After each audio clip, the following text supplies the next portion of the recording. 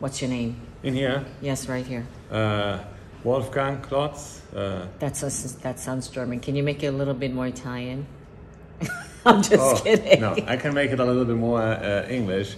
Wolfgang Klotz. Okay, that's good. Okay. Italian Wine Podcast. Chin Chin with Italian wine people. Welcome to another installment of On the Road Edition hosted by Stevie Kim. Check out Stevie's visit to Cantina Tramin in Bolzano, where she meets with Wolfgang Klotz, Director of Marketing and Sales. Wolfgang gives Stevie the full background on this gorgeous region, the history and the co-op of Tramin, and their award-winning Gewürztraminers. Hello, my name's Stevie Kim, and welcome to the Italian Wine Podcast On the Road Edition. Today we are here in this town called Tramin, but also the name of the winery is Tramin. And this is a very special episode because we are here to celebrate their anteprima of this 100-point wine, this iconic, infamous and famous wine called Epocale, and we'll talk about that in just a little bit. So first of all, ciao Wolfgang Klotz.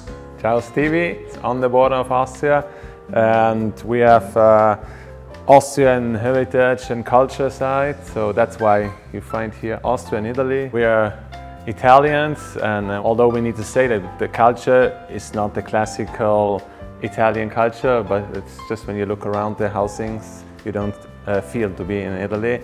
So we either feel as South Tyrolean or Italian, I would say, okay. Or European. Right. So we are, can you just tell us geographically for our audience where Tramin is exactly? Yes. Where is it located? So I would start politically. We are, if you think about Italy, straight in the middle between Milan and Venice, an hour and a half north towards the border to Austria. It's the only area in the south side of the Alps where the valley is not tight as usual, but it's the valley opening up in this area, and that's where we are. So we have a combination of 300 sunny days, warm day temperatures in the hearth of mountains and glaciers. Yeah, so he's getting geeky on me already. And Alto Adige in German, it's called Südtirol, right? So tell us a little bit about the winery, because it's a very particular co-op, right? Yes, exactly. So it's a cooperative founded more than 100 years ago in 1898. Back in the time it was pure necessity because grape pricings were very, very bad. And also to the fact that Alto Adige, the ownerships are very, very fractionated. Back in the times and still today, the whole area has 5,000 hectares of viticulture and 5,000 wine growers. So you see that's one hectare. On the average, yeah. On the average, yeah. 1 hectare per producer. And so back in the times, as today, there were not so much buying the grapes, but a lot of people selling the grapes. So the price was very bad. So this idea came up of the cooperative system. And it was the parish of the village of Tramin who was the forcing power to engage a group of growers to invest in a winery, to produce their own wine and to try to sell the wine and hopefully earn more than by selling the grapes. And it's a system that started in that time almost in every wine growing village in Alto Adige. So if you look, there are other cooperatives in the area. Every bigger wine village has a cooperative. Okay, so basically you have a bunch of wine growers. How many are there? So there are about 160 families working 270 hectares and owning the winery and the company. Right. So before we get into the wine, because I know we want to talk about that, is it Gewürztraminer come from originally Tramin? What we know and what we can say is that there is no proof for either one. Okay. So there's no proof of saying it's not, like there's no proof that it is. It's one of the oldest grape varieties in the world. A lot of international grape varieties belong to Gewürztraminer. So knowing that, we know that Gewürztraminer started sometimes very long ago, and it's difficult to tell what happened back in the time. And I believe it's even not so important. It's important if the area, climatically, it's a good area for Gewürztraminer. And it's very likely that Tramin gave the name to the variety. And we know that in the Middle Age, already in a lot of places in Europe, they talked about the wines from this area. Gewürztraminer really restarted to be an important grape variety in Alto Adige, so the first starts 35 years ago. Replanting Gewürztraminer. Well, it happened exactly 30. You keep on saying 35 years ago. What happened 35 years ago? What happened? So Alto Adige and also our company 35 years ago had, for example, 75 or 80% of the vineyards were planted with my favorite grape. Your favorite grape, Schiava. Yes. And in the Middle Age, we know that 3/4 of the viticulture was white wine. And back in the time, wine was a daily drink, and a lot means better. And Alto Adige is also the warmest German-speaking wine-growing area. Right. So the monasteries, to them it was very logical to use Schiava to produce a lot of red wine. And that was the system. And at a certain time in the 70s, 80s, that system didn't pay anymore, because we know that consumers look more for good wine and not for a lot of wine. We can say that market showed us that we were wrong, because we had Schiava on everywhere. The hills at 700-800 meters, yields on 220,000 kilos per hectare, and when you're in a bad situation, it's much more easier to move on a change. And that happened 35, right. Not only in Cantina Tramin, luckily generally in Alto Adige. Okay, so tell us then now about Gewürztraminer and the wines that you produce. Going back to that, how many wines do you produce with Gewürztraminer? Yeah. So in Gewürztraminer we produce predominantly a dry style of Gewürztraminer, and with that stylistic we created a stylistic by now known in the world as the Italian style of Gewürztraminer, with no residual sugar, a Gewürztraminer that shows very beautiful in the glass, and although it is dry, it's very well balanced. Highest and best interpretation of the dry style. Yeah, that's kind of your, in reality, that's your signature wine, right? Because I got to know Tramin because of the news. Yes, and that's our signature wine, and that's our most important interpretation of a dry Gewürztraminer, where we do 15 to 20 fermentations. Some they go down to 0, some at 15, some one stopped by chilling a little bit higher to do the final blend, and it's around 7 to 8 grams. Right. That's why we believe that Gewürztraminer grapes need to be ripe to get the aromatics. And basically we looked that the skins became very, very thin, and with the thin skins, the aromatics got into the wine.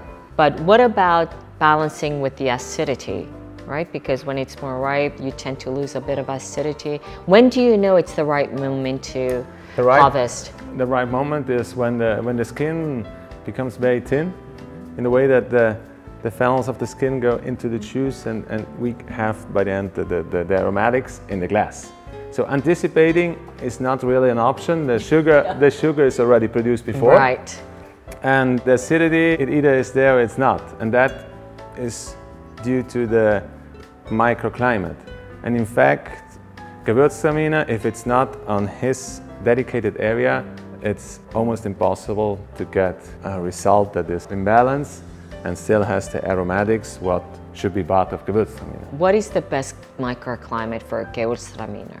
What is the optimal condition? We did this beautiful tasting today, and we had the honor to have Gabriele Gorelli leading the tasting, and he found a very good description for the Gewürztraminer, saying that it's a cool climate grape variety that loves the heat, or that loves warm weather. Warm weather, yeah. In cool climate areas. So he said that even in Alsace and Alto Adige, they're both more cool climate areas, but they need sun and heat, and that's what our best areas. They are south exposed, south facing, a lot of sun, but then this little bit of acidity that the Gewürztraminer has genetically, needs to be preserved, so we need to have cool nights. And here with the Mendel Mountain behind of us, we got very early shadow, and we also have quite heavy soils. What kind of soils do you have? It's limestone, dolomitic limestone, in combination with a good part of clay. And this makes sure that it releases the heat much faster than deep sandy soil, for example, right? And it's this combination, it's almost impossible to think about, but if we look outside here, where all this hill, this area here, is not a good area for Gewürztraminer. The Gewürztraminer, here they get overcooked, the acidity is lost, the wines got flat, and just this 300 meters behind, a little bit higher, that's where the balance and remains in the wine. Going a little bit higher, in our case more than 500, 550 meters, it doesn't get a ripeness. Oh yeah, so it's too cool. 8 years out of 10. Right. Yeah. So you talked about the diurnal temperature, right? The difference between night and day. How much of a difference how much it is there between night and day during the growing seasons, obviously? And obviously it's important at the last part of the year, of the growing season. Yeah. And then at that part of the year, it's around about 20 degrees. And it starts 20 degrees. Yeah, and it starts also earlier. That time of the year, 4 p.m., already the shadow comes in. And at 2-3 p.m., the wind of the Lake Garda, the aura, blows too, keeps the grapes healthy to get the ripeness. And they bring also good ventilation. We do two dry style Gewürztraminer, Nussbaumer and Selida. Selida. Then we do, since a few years, a more international style Spätlese Gewürztraminer, that's Epocale. Right. One has a little bit higher level of residual sugar.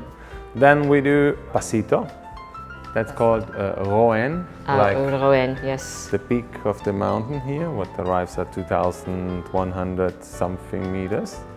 And then we have Terminum. And what's the difference between Terminum and Epocale? Yeah. Terminum is a late harvest with botrytis. So it's a dessert wine with 200-300 grams of residual sugar. It's like a TBA.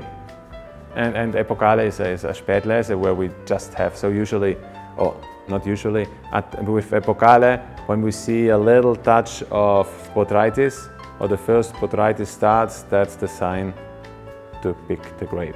Okay, so when, of course, he takes for granted TBA means Trockenbeerenauslese, something like that? Yeah. Or how do you say it in Germany? In Germany, it's Trockenbeerenauslese. Yeah, exactly. So it is a higher concentrated of residual sugar, where Spätlese is at the very lower range. So that's it. And that's a wrap. Tune in tomorrow for the second half of Stevie's interview with Wolfgang Klotz at Cantina Tramin in Bolzano, Trentino Alto Adige.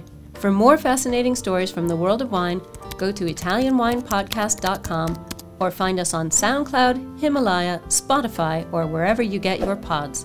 Don't forget to subscribe and like all our channels. Chin chin, and thanks for listening.